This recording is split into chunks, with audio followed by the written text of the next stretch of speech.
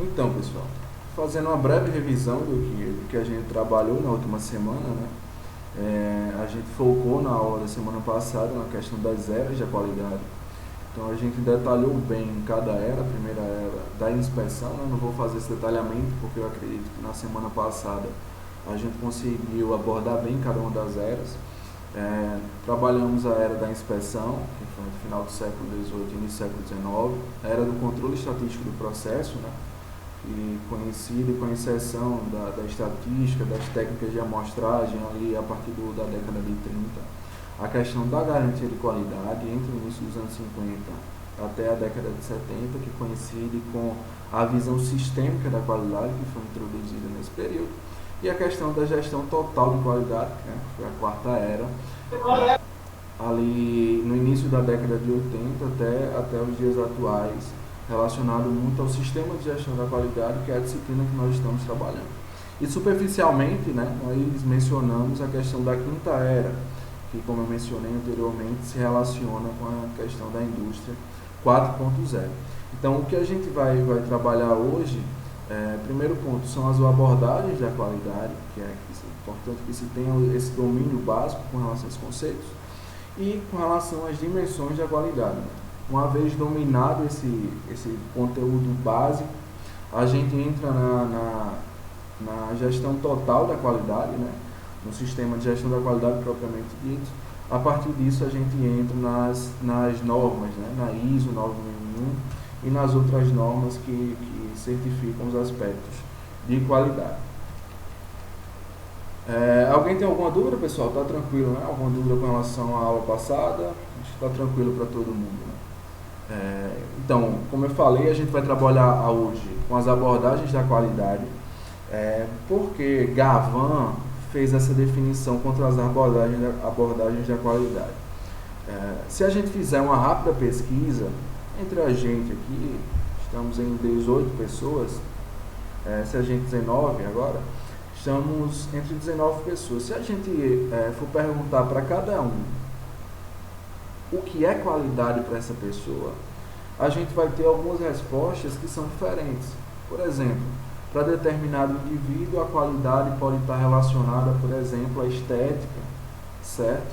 Para outro indivíduo, a qualidade pode estar relacionada, por exemplo, às questões de manuseio, de usabilidade de determinado produto, de determinado projeto. Para outro indivíduo, a qualidade pode estar relacionada aos aspectos de status, né? Por eu ter determinado produto de determinada marca, aquilo dali me dá um status e ratifica a qualidade daquele produto.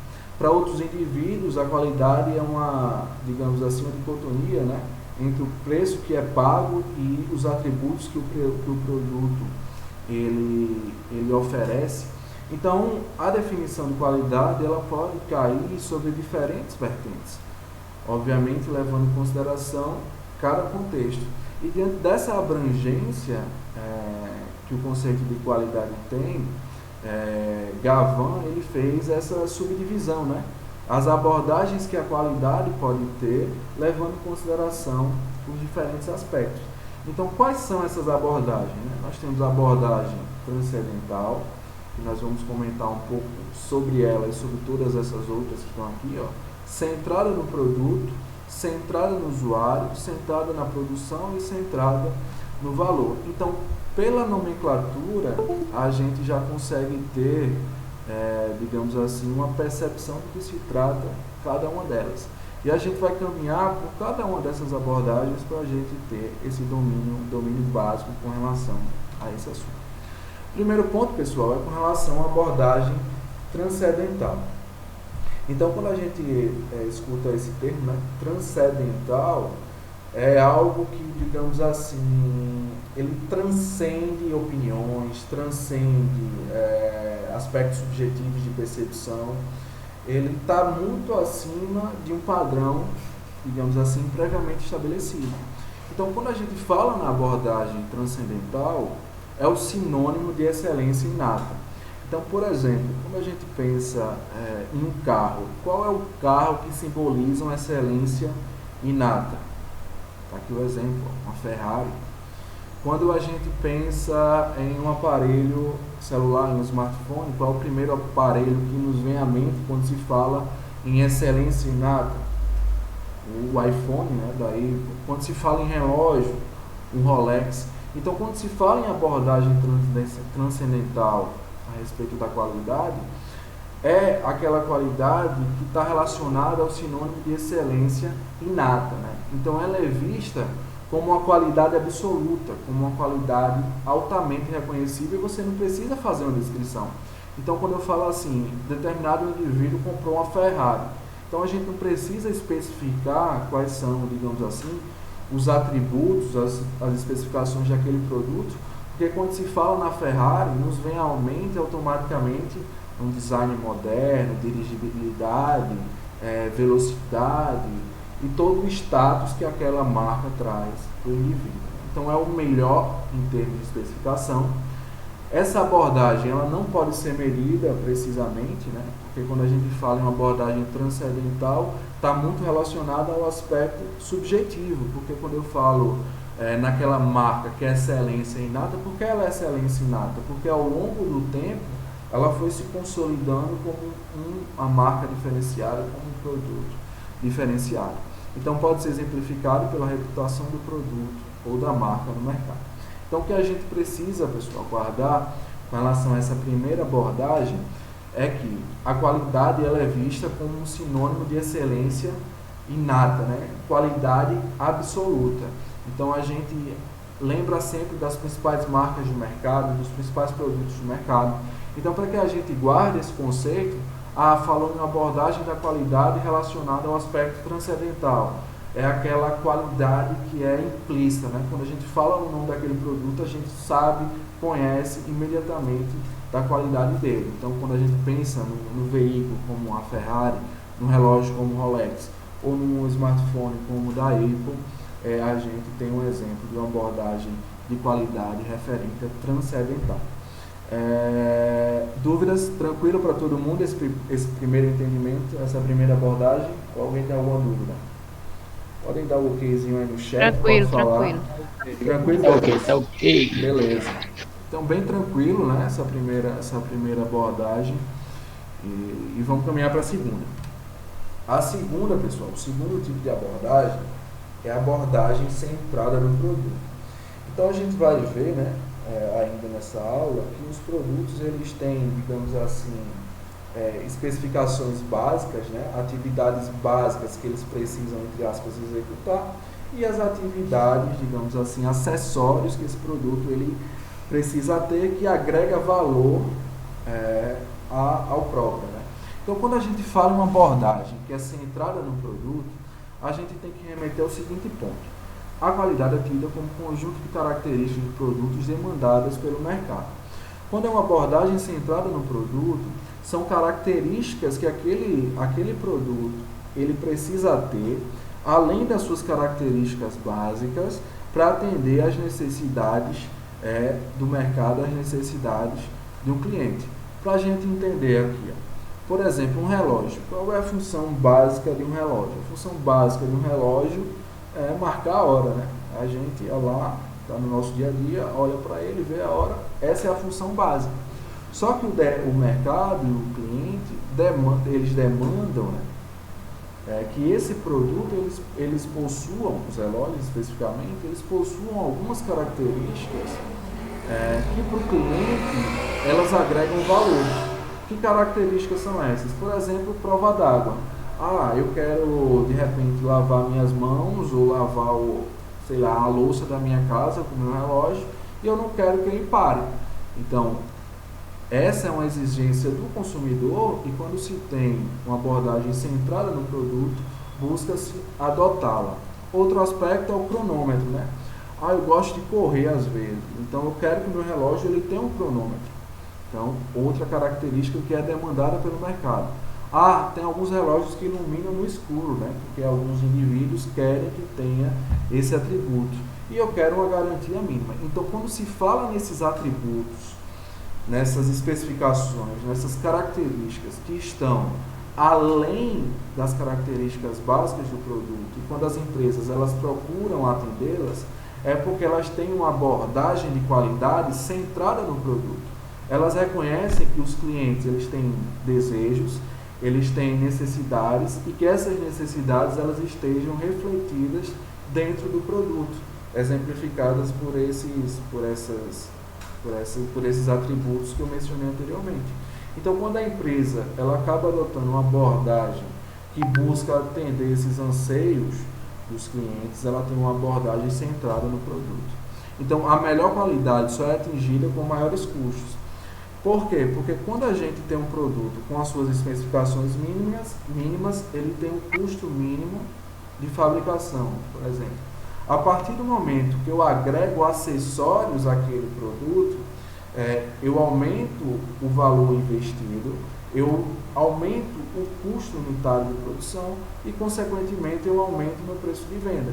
Então, uma vez que o cliente ele necessita de mais atributos dentro de um produto, obrigatoriamente, o preço que ele vai pagar por aquele produto vai ser maior, porque a empresa ela precisa empregar, digamos assim, um esforço para adequar aqueles acessórios ao projeto básico daquele produto. Então, a qualidade é vista como uma variável precisa e mensurável, né?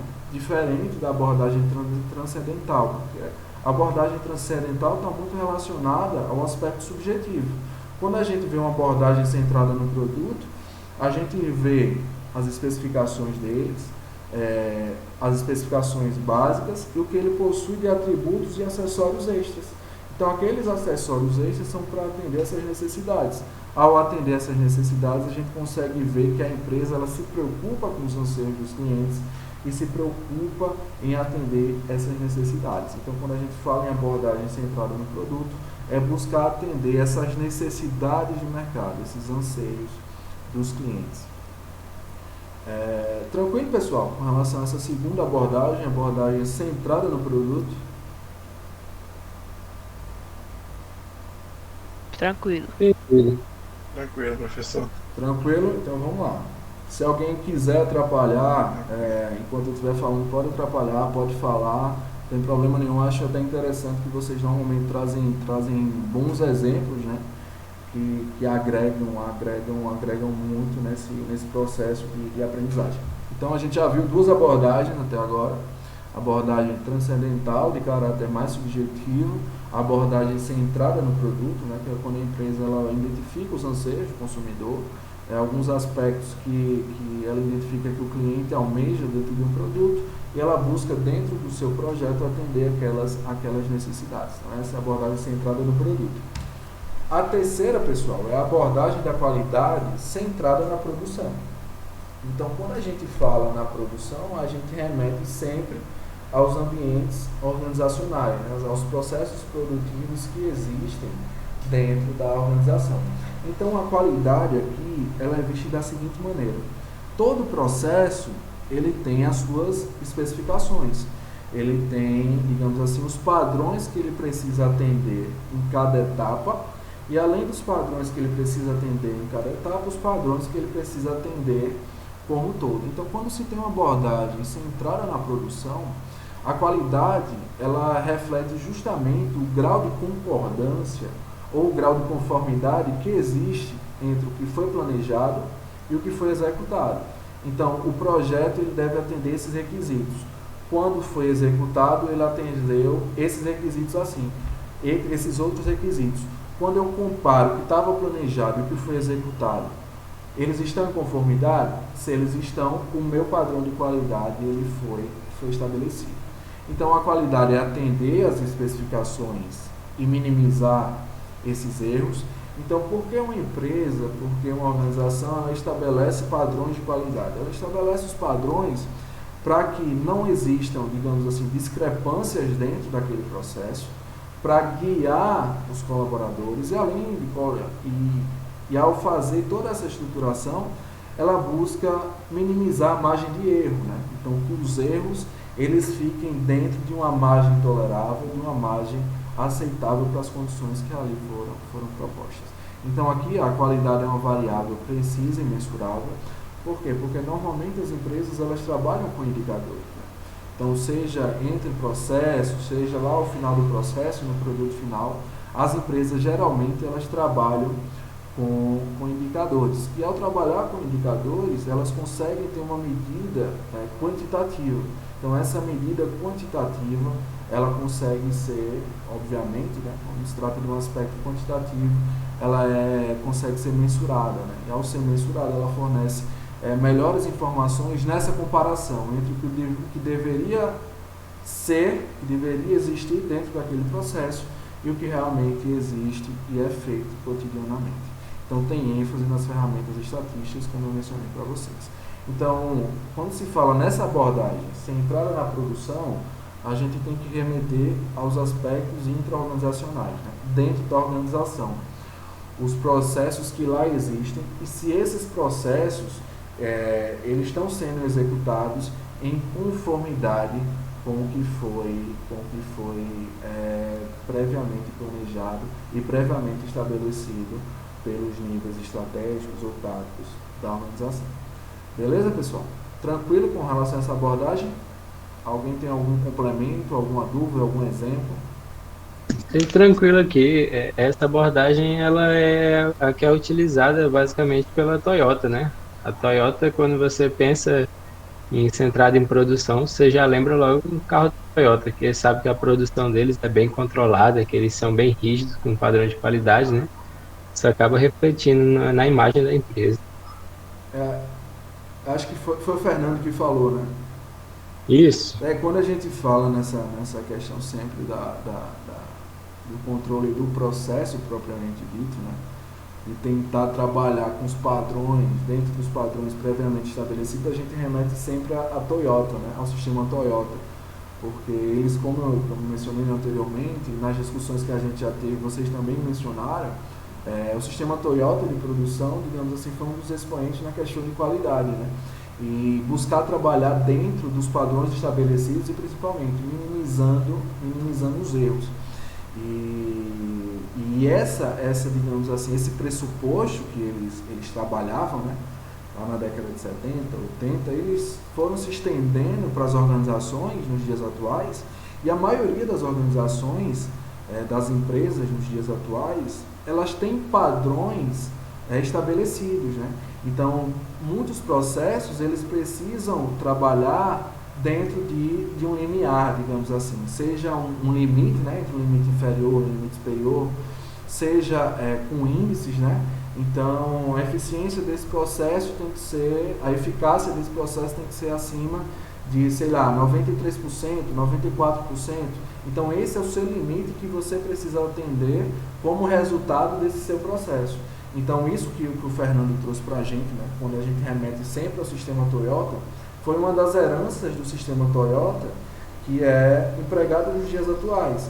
Então, muitas vezes, as empresas elas nem praticam, digamos assim, a questão da produção enxuta, né, do Lean Production, mas elas trazem implicitamente esses conceitos, né? Para esse processo aqui, ó, os colaboradores eles precisam trabalhar com eficácia X. Se eles não atenderem isso nesse mês, no próximo mês, eles precisam de todo jeito encontrar o equilíbrio para que a gente volte a trabalhar dentro daquela faixa. Porque se a empresa não trabalhar dentro desse limite estabelecido, ele vai ter alguns problemas. Então, isso em cima do que o Fernando mencionou aí para a gente. Alguém aqui trabalha com indicadores de qualidade, por exemplo? Trabalha em determinado processo que o índice, índice diário tem que ser uma meta X ou tem que estar entre um intervalo X e Y. Algum de vocês trabalha com essas metas, né? Esses padrões estabelecidos? Eu trabalho com indicadores de manutenção, né? Tanto assim, é qualidade, né? Mas não é tão focado em qualidade. Eu trabalho também com indicador de meta, assim, a gente tem que atender tantos por cento de processo. Pronto, a Beatriz e o João deram um exemplo. Eu vou começar pela Beatriz. Então assim, você falou sucintamente, né? Mas vocês trabalham com a meta de produção. Então vocês, obviamente, eu não sei se a meta é diária ou semanal, vocês precisam atender aquela meta. Então esse é o padrão, digamos assim, o padrão básico, né? Porque se vocês não atenderem aquela meta, certamente a orelha de vocês vai ser puxada, digamos assim, né? Pelo responsável, pela própria Beatriz, que coordena o setor. Se você puder explanar um pouquinho mais para a gente aí de como funciona essa meta e como funciona também a questão da qualidade, né? Vai ser Tá. importante. Eu trabalho na parte de suprimentos, né, da Vale, então na parte de compras. Aí a gente, de vez em quando muda como nós somos medidos, mas, por exemplo, esse ano mudou. E agora nós somos medidos por atender o nosso planejamento. Então, se eu digo que eu vou fazer a compra de maneira sucinta, né? Se eu digo que eu vou fazer a compra em um mês, eu tenho que fazer essa compra em um mês. E aí a gente acompanha semanalmente o nosso planejamento, se está dentro do que está planejado a etapa ou não. E nesse acompanhamento a gente tem a projeção futura, né? Se a gente continuar do jeito que está, a gente não vai atingir a meta. Se a gente melhorar em tantos por cento, a gente atinge a meta que é anual. Mas a gente acompanha semanalmente, porque os processos correm em sequência, né? Certo. Então, aproveitando isso que a Beatriz falou, e antes de chegar no que o João falou da manutenção, é porque muitas vezes quando a gente pensa na questão da qualidade, né, a gente remete, sei lá, a um produto bem feito e tal. Mas as atividades que a gente desempenha, né, dentro dos ambientes organizacionais, estão sujeitas a essa avaliação de qualidade. E é justamente o que essa abordagem ela quer trazer. Por exemplo, a atividade da Beatriz no setor de suprimentos, ela tem um padrão que ela precisa atender, né?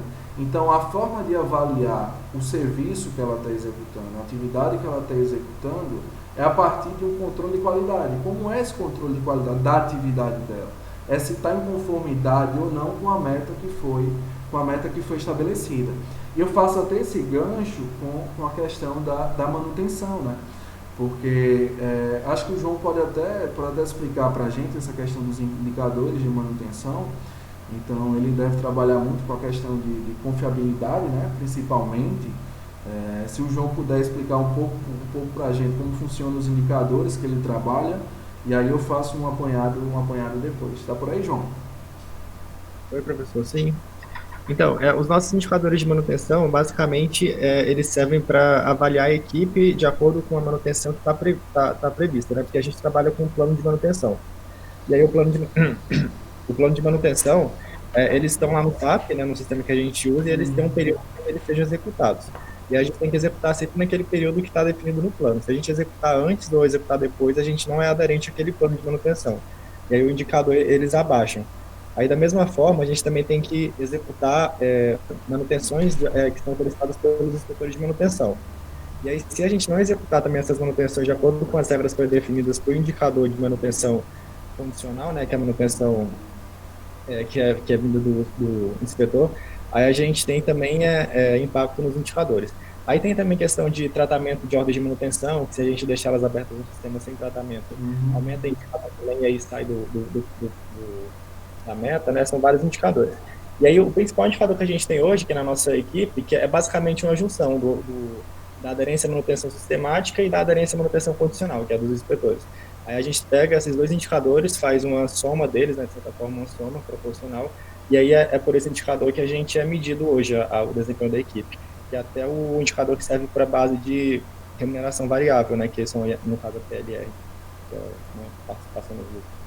Pronto, a gente viu a questão da área de suprimentos com a Beatriz, então os indicadores dela lá, as metas que ela trabalha, e a gente viu agora uma área, digamos assim, entre aspas, oposta, né, que é a questão da manutenção com o João. Então ele falou para a gente, brevemente, a questão do plano de manutenção que ele precisa seguir. Então o plano de manutenção é uma das formas que os superiores a ele, né, lá na equipe de manutenção, fazem a avaliação. Além do plano de manutenção, os processos que estão abertos no sistema, né, as ordens de serviço que estão abertos ou não no sistema, e a questão do desempenho da equipe com base nesses dois últimos indicadores que ele mencionou para a gente.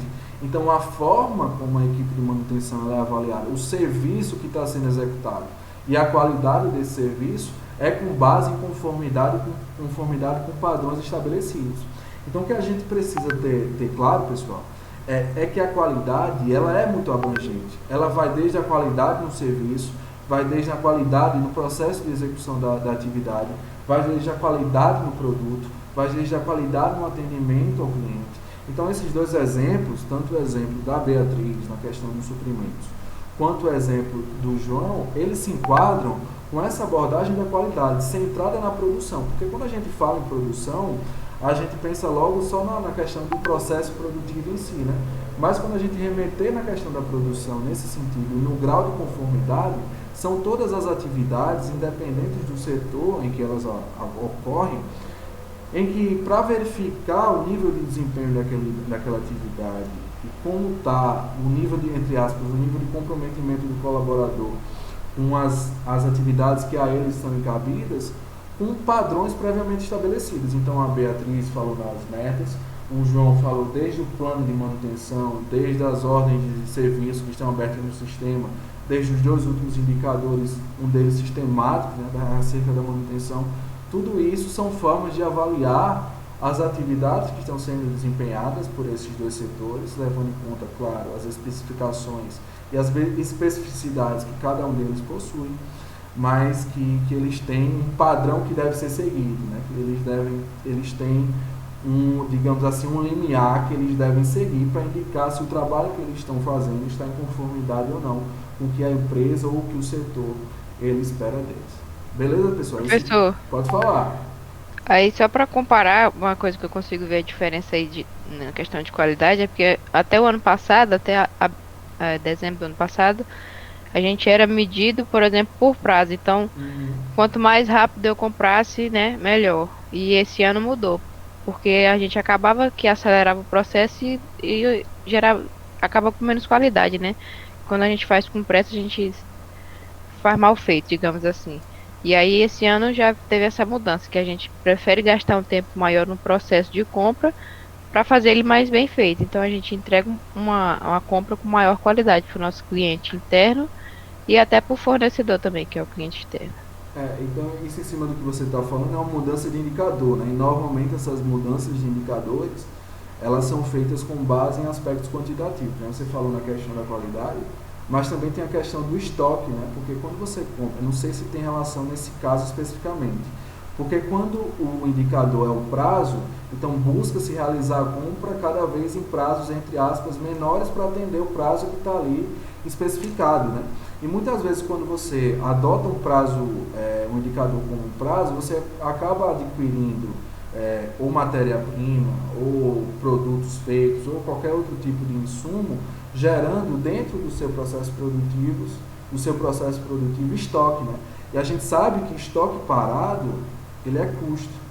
Então, essa questão da mudança de indicador se relaciona, como você bem falou, ao aspecto de qualidade, né? Que vocês conseguem ter um processo, digamos assim, entre aspas, mais tranquilo, em que vocês conseguem avaliar as possibilidades, conseguem fazer um alinhamento mais tranquilo, mais certeiro, mais correto, impacta também no estoque da empresa, né? Que não fica, digamos assim, insumos ou qualquer outro tipo de material parado. Né? Deixa eu ver aqui se alguém comentou alguma coisa. Não. Então, agradeço a Beatriz, o João, o Fernando também, que iniciou essa discussão. Eu queria saber se alguém tem mais algum ponto, pessoal, a acrescentar nessa questão de indicadores que vocês trabalham. A gente viu a questão dos suprimentos, né, com a Beatriz, viu a questão da manutenção com o João, viu a questão da importância do sistema Toyota, que a gente remete automaticamente, como o Fernando mencionou. Se alguém tiver mais algum exemplo, alguma situação vivenciada com relação a esses indicadores, né, na verificação se esses indicadores estão em conformidade ou não com o que a empresa espera e com o que vocês estão desempenhando no dia a dia de vocês. Se estiver tranquilo para todo mundo, a gente caminha. Acho que ninguém se pronunciou aqui, eu vou tocando o barco. Mais uma vez, se alguém precisar falar qualquer coisa que lembrou, que visualizou, vocês podem abrir o microfone aí e falar que eu abro espaço. Centrado no valor, pessoal. Então, sempre quando um cliente ele vai adquirir um produto, seja ele qual for, mesmo que implicitamente, ele faz uma comparação. Eu vou pagar X nesse produto e esse produto vai me dar esses benefícios. Será que essa equação entre o que eu estou pagando e os atributos que esse produto possui para as minhas necessidades, eles estão compatíveis?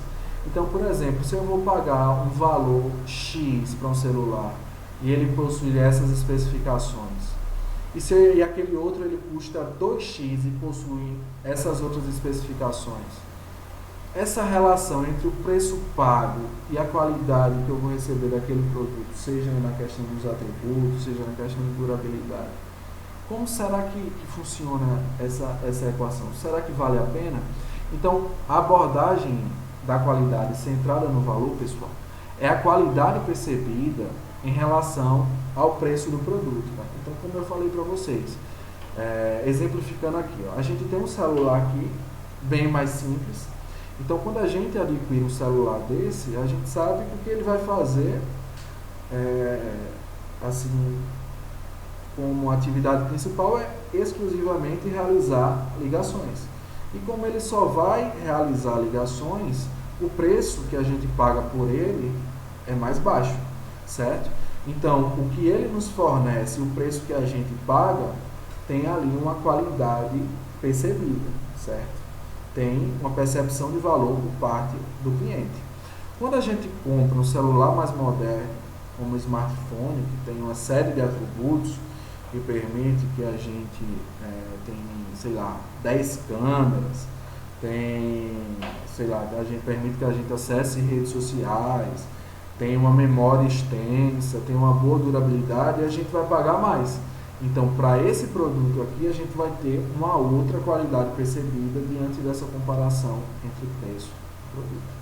Então, essa abordagem da qualidade, pessoal, é uma comparação que as pessoas fazem, os clientes fazem, nessa dualidade, né, entre o preço que é pago e os atributos que a eles os produtos oferecem. Então, quando existe uma abordagem de qualidade centrada no valor, é aquela situação, né?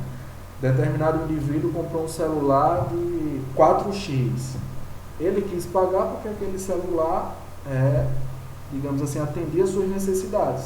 Aí veio um amigo dele e faz: Fulaninho, tu pagou 4x nesse celular, eu não pago 4x nunca, o máximo que eu pago no celular é 2x. Por quê? Porque a percepção que eles têm de qualidade com base nessa dualidade, né, entre o preço que é pago e as especificações e a qualidade que o produto oferece, elas são diferentes. A percepção de valor que eles têm com relação ao produto, entre o preço que é pago e as suas atribuições, as suas necessidades, elas são diferentes. Então essa, pessoal, é outra abordagem da qualidade, é uma abordagem centrada no valor, muito relacionado à questão dos produtos, né? E não só a questão dos produtos. Quando a gente, pegando o gancho da Beatriz, às vezes a gente precisa escolher, dentro das organizações, se a gente trabalha com a área de suprimentos, quem são os fornecedores, né? Ou melhor, qual vai ser o melhor fornecedor que vai atender as minhas necessidades. Então, eu posso escolher um fornecedor que tem um preço unitário mais baixo, mas que tem uma qualidade menor. Ou eu posso escolher outro fornecedor que tem um preço unitário um pouco mais caro que o meu fornecedor atual, por exemplo, mas que tem uma qualidade muito maior. Então, essa percepção de valor entre o preço que é pago e a qualidade do produto refere-se à abordagem da qualidade centrada no valor.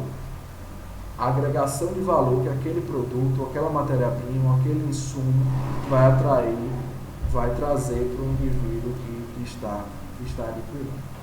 Tranquilo aqui, pessoal, com relação a essa abordagem centrada no valor? Alguém tem algum complemento, alguma dúvida? Está tranquilo para todo mundo? Tranquilo, né, esse entendimento? Tranquilo, professor. Então vamos caminhando. Outro ponto, pessoal, é uma abordagem centrada no usuário. Então, esse tipo de abordagem, às vezes, é confundida com a abordagem centrada no produto. Vou relembrar a abordagem centrada no produto. A abordagem centrada no produto é quando as empresas elas identificam que determinado produto que o mercado necessita, por exemplo, um relógio, além da sua função básica, que é marcar a hora, ele precisa ter outros atributos. Que atributos são esses? Como eu mencionei no exemplo, ser a prova d'água, ter um cronômetro. Então, nesse caso, a abordagem é centrada no produto para atender às necessidades daquele mercado. Abordagem centrada exclusivamente no produto. Já a abordagem centrada no usuário, pessoal, é a abordagem que tem como foco, dentro das organizações, os anseios do consumidor propriamente dito, sem se limitar exclusivamente a um produto ou um serviço. Ou seja, vou dar para vocês um exemplo, né? O exemplo da Gol. Então, o que é que a Gol, quando ela começou a atuar no mercado das companhias aéreas, ela identificou, né? As pessoas, elas querem viajar de avião. Só que o custo para viajar de avião, hoje em dia, está mais acessível, mas até então era muito elevado. Então, qual foi a estratégia que ela adotou? Os consumidores, eles querem pagar um preço mais baixo pelas passagens aéreas. Então, o que é que eu vou fazer? Eu vou adotar uma política de preço, entre aspas, mais baixo, comparado às outras companhias. Vou oferecer um serviço com uma qualidade boa, mas que não se compara às outras companhias, e vou atender especificamente a essas necessidades do consumidor de preço mais baixo para as passagens aéreas. Porque quando a gente pensa, um indivíduo, quando quer viajar, por exemplo, quando eu quero viajar, eu procuro sempre a passagem mais barata, certo? Então, porque a passagem de avião a gente sabe que ela é mais cara.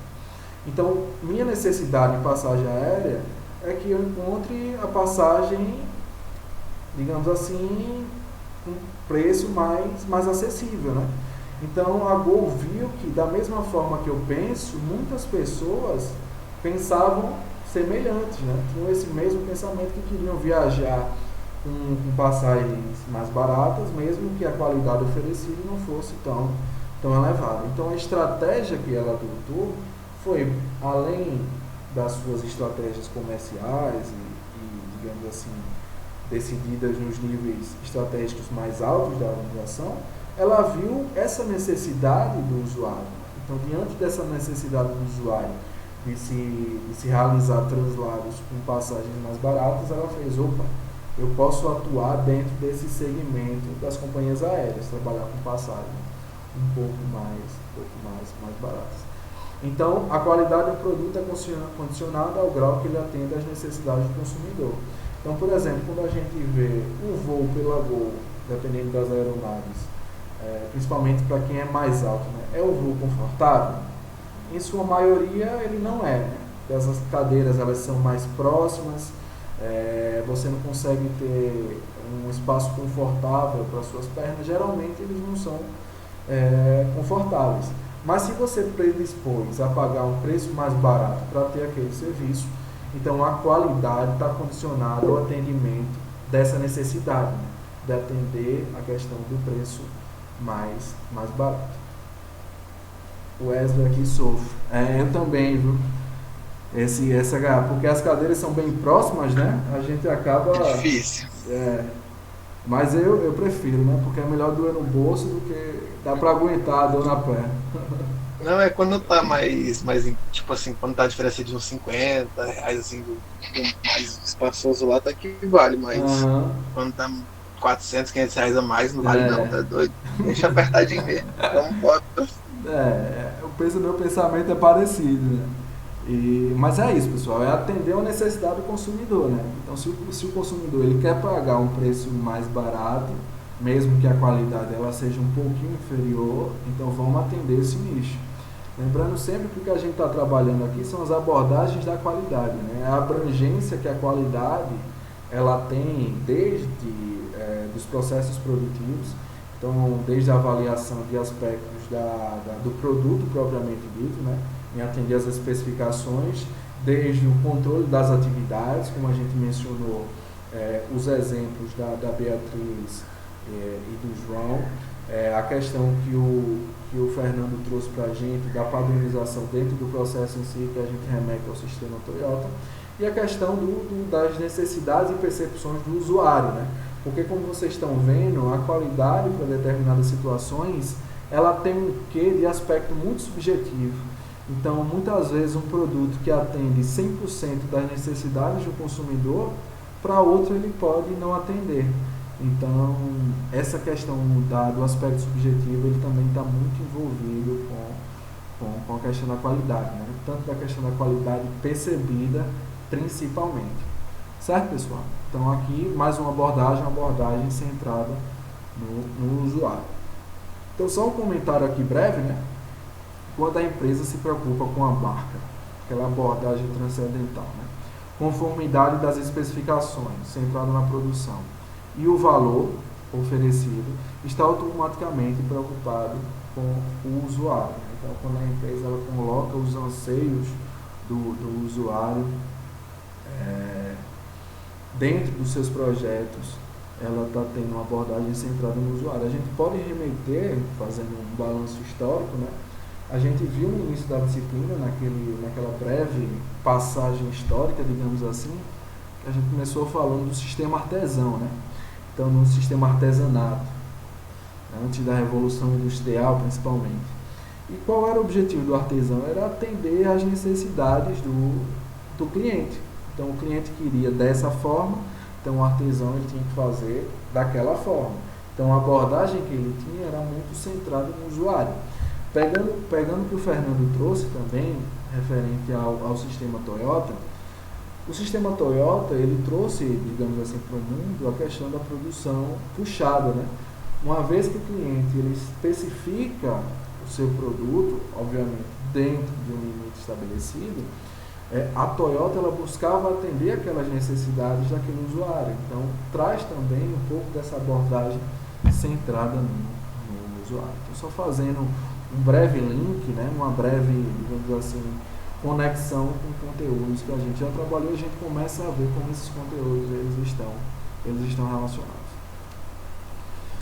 Então, pessoal, aqui a gente fecha as abordagens da qualidade, né? Então, eu vou até voltar aqui para não deixar passar nenhuma. A gente viu a questão da abordagem transcendental, que é quando a qualidade está relacionada a, digamos assim, qualidade absoluta, qualidade inata. Quando a gente menciona uma marca, a gente já associa automaticamente a um padrão de qualidade. Então, é o exemplo da EPO, né? Então, a gente vê, já tem no nosso subconsciente que a EPO tem um padrão de qualidade. É a questão da Ferrari também. Então, a abordagem centrada no produto é quando as organizações, dentro dos seus projetos, que tem, digamos assim, os requisitos mínimos e básicos, como por exemplo o caso do relógio. Então, quando ela busca agregar, entre aspas, acessórios, né, como por exemplo a prova d'água, cronômetro, então quando ela busca, digamos assim, ampliar os atributos de um produto para atender os anseios do consumidor, a gente tem uma abordagem centrada no produto. Então, uma abordagem centrada no usuário, como eu mencionei para vocês, quando as empresas elas identificam a necessidade geral do mercado, né, e buscam atuar dentro daquele anseio, agregando valor ao projeto. A abordagem centrada na produção é quando as especificações das etapas produtivas ou da avaliação da equipe de manutenção ou as metas da equipe de suprimentos da empresa, elas estão em conformidade ou não com os projetos, com os planejamentos que foram previamente estabelecidos. E a abordagem centrada no valor, a gente tem que remeter sempre àquela dualidade, né, entre o preço que é pago e a qualidade que aquele produto ele oferece para a gente, com base nos seus atributos. Então, pessoal, são as abordagens da qualidade, para a gente ver o quão é abrangente a questão da qualidade, né, e quão aspectos subjetivos eles podem adentrar na avaliação da qualidade. Então, o que a gente busca, né, o que as empresas buscam, é tentar trazer aspectos quantitativos, mais uma vez, como foram mencionados pela Beatriz, como foram mencionados pelo João. Porque esses aspectos quantitativos a gente consegue ter o que a gente fala do controle da qualidade, né? Tanto da atividade propriamente dita, tanto das equipes, quanto do processo. A gente entra, pessoal, agora na questão das dimensões da qualidade, né? Então a gente viu a questão das eras, viu agora há pouco a questão das abordagens, né? O quão abrangentes são as abordagens da qualidade. E a gente vai entrar agora nos elementos que compõem a qualidade, certo? Alguns conceitos que em sua maioria vocês já conhecem, já tem esse domínio básico, mas a gente precisa consolidar esse entendimento. Então, Gavan, que é um dos expoentes, dos pesquisadores expoentes na área da qualidade, ele subdividiu, né, esses elementos em 8. Então, que são as características. Primeiro, desempenho, características, conformidade, qualidade percebida, atendimento, confiabilidade, durabilidade e estética. Então a gente vai passar um por um, né, com uns exemplos para que a gente possa abrir nossa mente, digamos assim, possa clarear as ideias. Eu conto com a colaboração de vocês para que vocês possam agregar os exemplos que vocês corriqueiramente vivenciam, já vivenciaram, certo? Primeira dimensão, pessoal, é o desempenho. Então, todo produto ou processo, ele vai ter um desempenho, né? Então, essa dimensão de desempenho, ela está relacionada às funções primárias, às funções básicas do produto ou do processo. Então, por exemplo, se a gente tem uma máquina de conformação, qual é a função básica daquela máquina de conformação? A função básica dela é conformar o material. Então, o desempenho dela refere-se a essa função primária, essa função básica. Isso relacionado a uma máquina. Quando a gente fala em um produto, todo e qualquer produto, ele tem a sua função primária, a sua função básica. Então, pegando primeiro aquele exemplo do relógio. Qual é a função primária do relógio? A função primária do relógio é marcar a hora, certo? Essa é a função primária. De preferência com números ou algoritmos, né, visíveis, que a gente possa visualizar perfeitamente. Essas são as funções básicas e primárias do relógio. Quando a gente pensa numa televisão, quais são as funções primárias, né? Reproduzir uma imagem em qualidade, de preferência, com áudio de qualidade também. Quando a gente pensa em carro, quais são as funções primárias ou básicas? Uma boa dirigibilidade, uma boa mecânica, uma boa segurança. Então, a primeira dimensão, pessoal, referente à qualidade, é o desempenho. Todo e qualquer produto ou serviço, ele vai ter as suas funções primárias, as suas funções básicas. E essas funções primárias ou básicas, elas estão relacionadas ao desempenho daquele produto, daquele serviço ou daquele processo produtivo. Beleza? Tranquilo aqui, né? Com relação ao desempenho. De maneira complementar ao desempenho, a gente tem as características. Então, o que são as características? As características, pessoal, elas, digamos assim, que a gente precisa para gravar, é o complemento do desempenho. Então, são os atributos secundários, né? São os aspectos suplementares.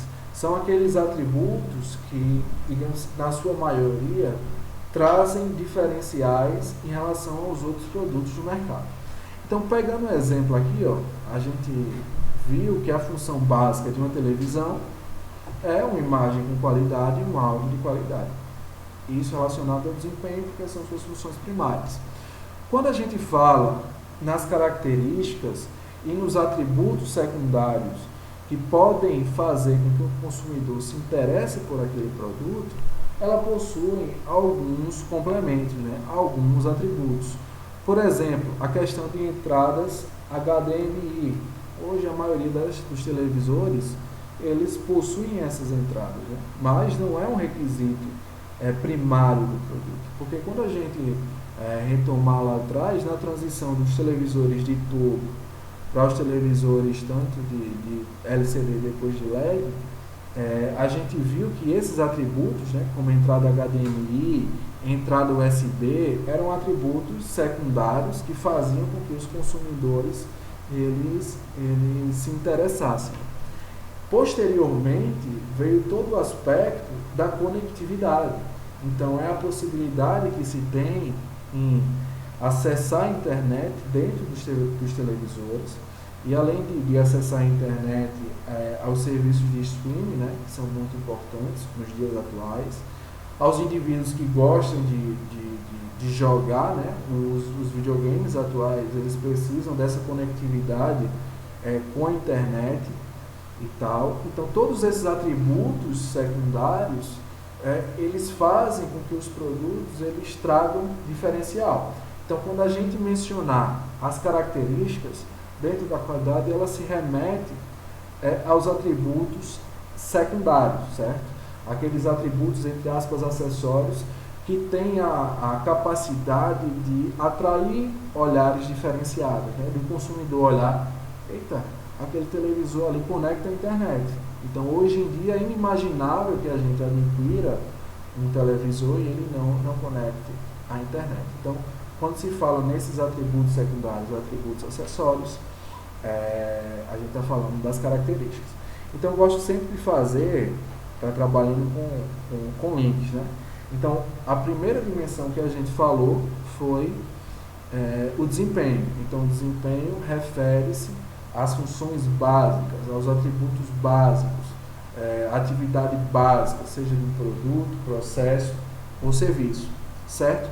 Quando a gente fala em características, as características elas são complementares ao desempenho, às funções básicas. Então, são aqueles atributos secundários que têm a possibilidade de atrair os olhares dos clientes, os olhares dos consumidores. Com relação a essas duas primeiras dimensões, pessoal, desempenho e características. Alguma dúvida? Tranquila, bem tranquila, né? Tranquilo. Tranquilo. Então vamos caminhando. Qualquer dúvida vocês podem falar, hein? Tanto por áudio quanto pelo chat. Prefiro inclusive que seja por áudio, né? Porque às vezes eu não consigo acompanhar o chat, e por áudio a interação fica melhor. Então vimos essas duas, desempenho, características. A gente parte agora para conformidade, né? Então conformidade é uma coisa que se fala muito, é uma dimensão que se fala muito dentro da aula da qualidade. E se fala desde os primórdios, digamos assim, né? Mesmo que a princípio o nome utilizado, né, não tenha sido esse. Então, conformidade, pessoal, como a gente já sabe, como a gente já discutiu, como é um conhecimento que eu acredito que todos já tenham, é o grau de concordância, né, do produto, do processo, do serviço, com as especificações, com o planejamento que foi feito, certo? Então, a gente, pegando os exemplos, né, que foram dados pela Beatriz e pelo João, eles mostraram para a gente indicadores que eles precisam seguir. Então, o grau de concordância que eles vão ter no desempenho das suas atividades com aqueles indicadores vão indicar um processo de conformidade ou não. Então, por exemplo, se o João ele atende todos os requisitos do plano de manutenção, ele faz lá o checklist dele bem rápido e vê que todo o plano de manutenção foi feito, então a sua atividade, o processo que ele precisava fazer, estava lá em conformidade com o que foi previamente estabelecido. Né? A mesma coisa para a Beatriz. Se a meta, anteriormente o prazo, né? Se o prazo foi atendido, se comprou dentro daquele prazo, ou se atendeu às metas estabelecidas, né? De acordo com os indicadores adotados, o grau de concordância com aqueles indicadores vai indicar a conformidade desses processos. O João, a questão da manutenção, para a Beatriz, os aspectos logísticos, os aspectos de suprimentos. Certo, pessoal? Então, conformidade, acredito que esteja tranquilo para todo mundo. E a gente chega na questão da confiabilidade. Né? Então, a confiabilidade, ela é muito trabalhada, principalmente para a questão do pessoal da manutenção, né? Então, vou até pedir, se for possível, vão dar um apanhado acerca da confiabilidade logo em seguida, vai ser extremamente importante. Então, a confiabilidade, pessoal, nada mais é que leva em consideração um tempo, né? Então, quando se fala em confiabilidade, você vai sempre ter uma variável que é o tempo. E dentro desse tempo vai estar relacionada a probabilidade de que um item, ou uma máquina, ou um projeto, ou um processo, ele falhe ou não. Então, a confiabilidade busca avaliar a probabilidade de falha de um determinado sistema dentro de um tempo previamente estabelecido. Então, quando fala em confiabilidade, a gente lembra em probabilidade de falha dentro de um período de tempo provavelmente estabelecido. Então, leva em consideração a operação de um item ou produto dentro do intervalo de tempo estabelecido, sob condições estabelecidas. Né? E a gente vê relacionado à confiabilidade alguns indicadores, que é o tempo médio entre falhas, né? O tempo médio para falhas, o tempo médio para reparos. Então, são variáveis que acabam, digamos assim, trabalhando concomitantemente em parceria com essa dimensão da qualidade referente à confiabilidade. Se o João estiver por aí, se ele puder explicar para a gente se lá na equipe dele eles trabalham, né, com a questão da confiabilidade, como eles trabalham, a questão desses indicadores, né, do tempo médio para falha, do tempo médio entre falhas, do tempo médio para reparo. Se vocês lá trabalham, como vocês trabalham com essas variáveis. Está por aí, João? Sim, professor. Então, é algo que a gente até estava tentando fazer, mas assim, a gente não trabalha com isso agora, porque a nossa área, ela é uma área mais, ela era meio desligada da produção, nossa área é uma área de apoio, né? A gente trabalha com formação de posto de combustível. E aí a gente não tinha muito esse controle de tempo médio entre falhas, né? Até hoje a gente não faz isso. E aí, praticamente, a gente vai ter que fazer um cadastro no SAP de todos os equipamentos que a gente tem para poder verificar o tempo entre falhas de cada um desses equipamentos, né? Que é algo que a gente não tem hoje, né? E aí é algo que a gente ainda não faz, não. Mas, assim, tem gente da usina que faz, talvez tenha até alguém aí que faz na equipe deles, né? Essa análise. Mas não é o nosso caso. Ah, beleza. Tem alguém aí que faz esse tipo de análise, pessoal? Só para corroborar. A gente verifica aí, professor. Tá no nosso painel de indicadores aí o MTBF e o MTTR. Vocês trabalham, né, Cleber? Lá com eles, com esses indicadores? Professor, no meu caso eu trabalho com equipe de processos de elétrica. Certo. Então, quando tem defeito, baixa disponibilidade física de equipamento, a gente tem que entrar para fazer o diagnóstico da falha, que é o MCS. Certo. Aí, as nossas métricas é o MTBF e o MTTR, principalmente aí. Certo, então, se tu puder só explicar para o pessoal, por exemplo, aconteceu uma falha. Então, sempre que acontece uma falha, vocês primeiro fazem um registro da máquina ou da operação que aconteceu a falha, colocam lá o motivo, né, depois de fazer a avaliação, fazem a manutenção. É mais ou menos desse jeito?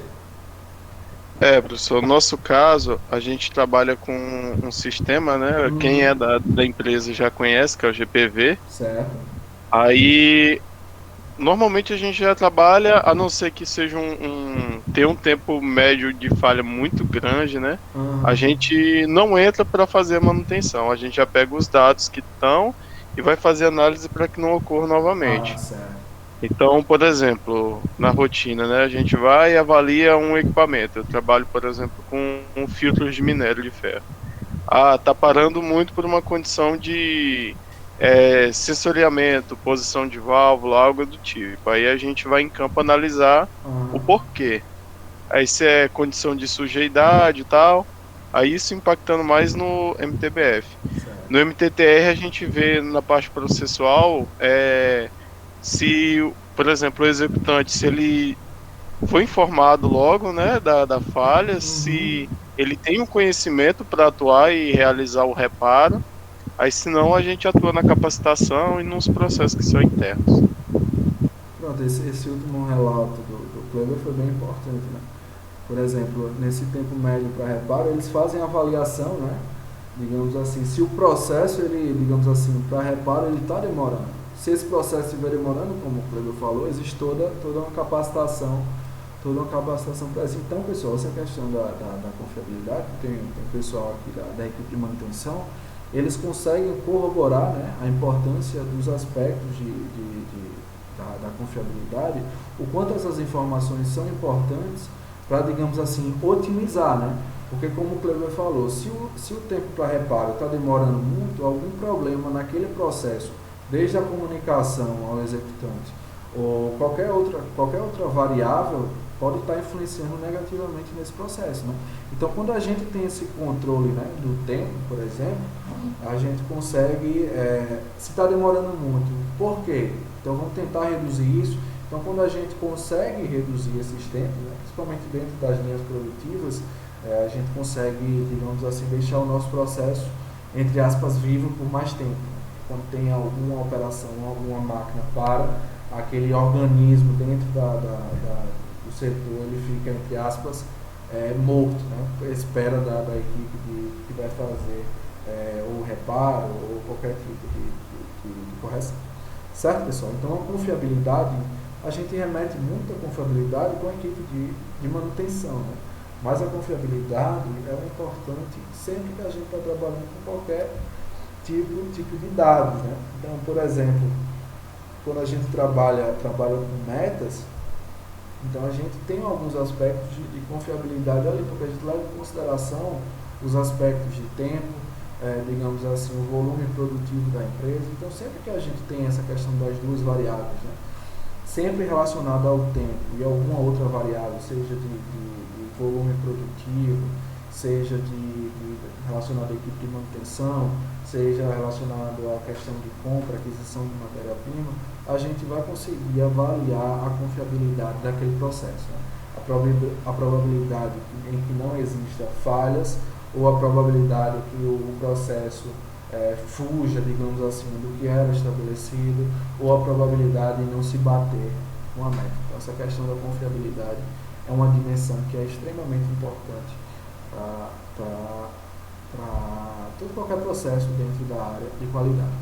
Então, mais duas dimensões nós trabalhamos, né? A questão da conformidade e a questão da adequação, né, aos padrões estabelecidos, e a confiabilidade, que foi essa variável que nós discutimos anteriormente. Então, até agora a gente já discutiu 4 dimensões: desempenho, características, gosto sempre de falar as duas próximas, né, que a gente consegue gravar, conformidade e a questão agora da confiabilidade. A gente entra agora, pessoal, em outra dimensão da qualidade, né, em durabilidade. Então, quando a gente paga algumas cadeiras, principalmente a cadeira de graduação, mestrado ou qualquer outro curso, seja de, por exemplo, desenvolvimento de produtos. Então, quando a gente paga uma cadeira como essa, a gente vê lá o ciclo de vida de um produto, né? Então, tem a introdução do produto no mercado, aí tem um crescimento, aí tem a maturidade, tem um declínio e tem a retirada daquele produto.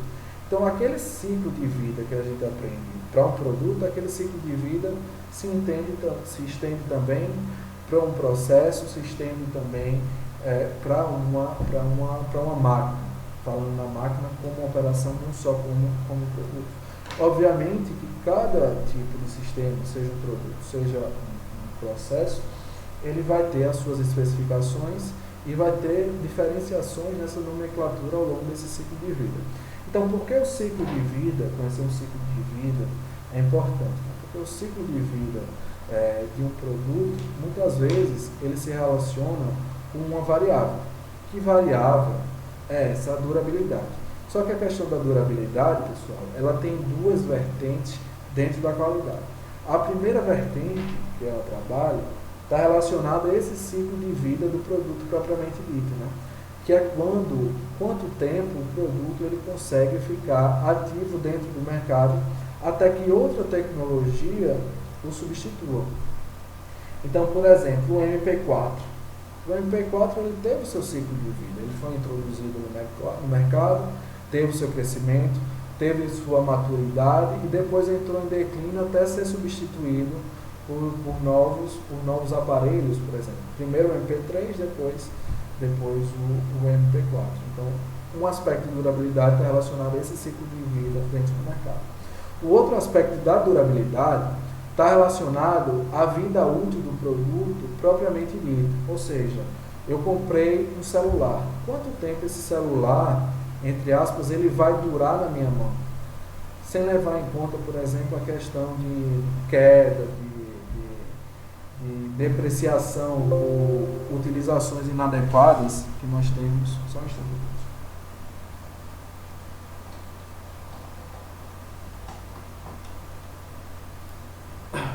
Então, quanto tempo esse produto vai durar, né? Sem levar em conta esses aspectos como a gente, por exemplo, o celular, a gente, por qualquer motivo que seja, ele sofre muitas quedas na nossa mão, a gente molha e tal, então a durabilidade dele vai ficando menor. Quando a gente fala nessa variável, pessoal, essa variável, pelo nome, né, a gente já consegue ter um entendimento básico. Ela vai se referir à vida útil de um produto, né? Então, dentro desses dois contextos que eu mencionei para você, tanto a vida útil dentro de um mercado, dentro daquele ciclo de vida, quanto a vida útil que ele vai ter dentro na nossa mão, por exemplo, né? Então, a durabilidade tem uma forte ligação com a confiabilidade. Então, a gente vê essa relação da durabilidade com a confiabilidade, principalmente com as máquinas que são adquiridas pelas empresas, né? Então, ela tem essa durabilidade, e essa durabilidade está relacionada muito à questão da confiabilidade. Por quê? Porque se é um produto que falha constantemente, certo? Provavelmente ele vai ter uma vida útil mais curta. Já se é um produto que no curto prazo, no médio prazo, ele não traz grandes problemas, não precisa de grandes manutenções, a durabilidade dele tem que ser maior. Um produto pode ser durável, ter uma vida útil longa, mas não ser confiável, quebras constantes, podendo assim ser substituído antes do previsto. Então, a durabilidade, como eu mencionei, se relaciona com essa questão da confiabilidade, né? Mas nem sempre um produto que é durável, ele tem uma boa confiabilidade. Então, apesar de elas não são variáveis, digamos assim, diretamente proporcionais, mas existem, digamos assim, estudos que mostram que produtos que possuem uma boa confiabilidade, eles tendem a ter uma vida útil mais longa. Então, aqui é outro aspecto. Então, a gente tem o nosso primeiro grupo lá, né? Características, desempenho e características. O nosso segundo grupo, conformidade, confiabilidade e durabilidade. Que a gente precisa gravar da durabilidade. Durabilidade, vida útil do produto. Essa vida útil abrange dois aspectos. Tanto a vida útil do produto dentro do mercado, quanto a vida útil do produto sendo utilizado propriamente dito. Certo, pessoal? Tranquilo até aqui, né? Qualquer dúvida vocês podem falar. Outra dimensão da qualidade é o atendimento ao cliente, certo? É sempre bom a gente ter um bom atendimento. Quando a gente vai comprar um produto, ou quando a gente vai fechar qualquer que seja o negócio, quando a gente é bem tratado, quando um profissional que nos atende tem um nível de educação, geralmente receptivo, ele consegue se comunicar bem, tem uma boa educação, como eu mencionei anteriormente, nos trata bem, tudo isso faz com que a gente tenha uma percepção positiva com relação àquela empresa. Então, essa questão do atendimento ao cliente, pessoal, ele tem duas vertentes. Desde do processo de compra, certo? Então, quando a gente está comprando um produto, esses aspectos que eu mencionei, de ser bem tratado, digamos assim, quanto o pós-venda, né? Porque é muito ruim quando a gente adquire um produto e, ao adquirir esse produto, quando ele acusa um problema, e muitas vezes a gente entra para dentro da garantia e a gente aciona a assistência técnica, aciona a empresa e a gente não tem o retorno que a gente espera. Então, a imagem que a gente tem daquela empresa acaba não sendo positiva. Então, uma dimensão da qualidade que é extremamente importante para quem trabalha tanto com produto, mas principalmente com serviços, né, é a questão do atendimento ao cliente. Então, o primeiro ponto aqui, garantir serviços oferecidos ao cliente durante a aquisição e no pós-venda. Então, como eu mencionei para vocês, o atendimento ao cliente ele não para, digamos assim, com a venda de um produto, com a venda de um serviço. Geralmente tem esse pós-venda. E quando esse pós-venda ele é feito da maneira adequada, a gente consegue fidelizar esse cliente, geralmente, certo? Receptividade ao cliente, atendimento, comunicação. Isso na parte inicial, né? Principalmente no processo de compra ou na aquisição de um serviço. A questão da assistência técnica no pós-venda, os serviços de atendimento pós-venda e principalmente, pessoal, velocidade e competência para a resolução dos problemas. Então, por exemplo, quando a gente tem uma empresa que atende rapidamente os nossos anseios, a gente tem uma boa imagem com relação a isso. Eu vou dar só rapidamente um exemplo para vocês. Em determinada época, assim, faz um bom tempo, eu comprei um óculos na Netshoes. A Netshoes que vende artigos esportivos, né? E eu só queria um óculos específico com a lente preta.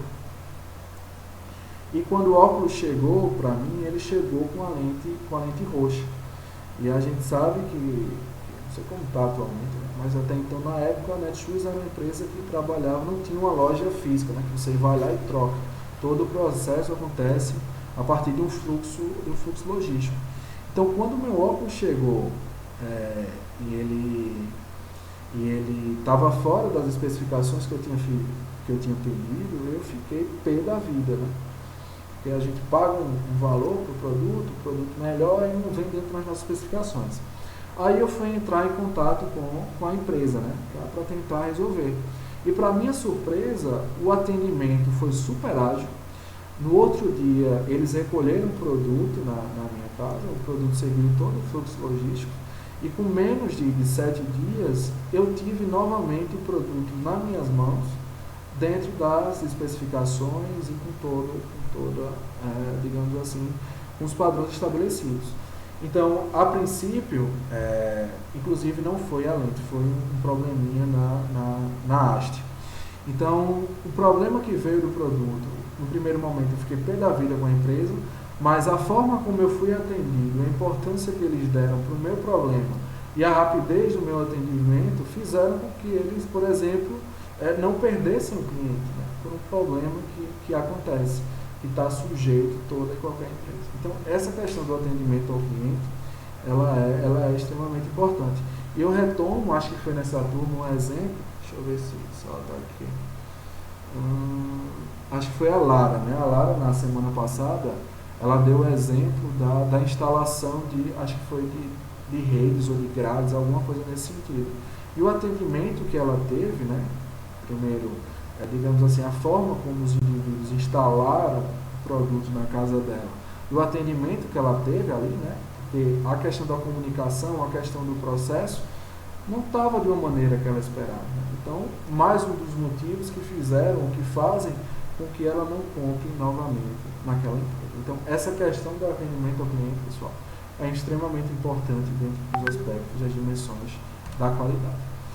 Outro aspecto importante, né, a gente já está caminhando aqui para o final, é a questão da estética, obviamente que é uma dimensão subjetiva, né, mas quando a gente faz um pedido, por exemplo, no iFood, né, quando a gente faz um pedido no iFood e aquele nossa refeição, nosso lanche, ele vem, por exemplo, em uma embalagem adequada, uma embalagem bem conservada, vem quente o produto, vem esteticamente agradável aos olhos, né?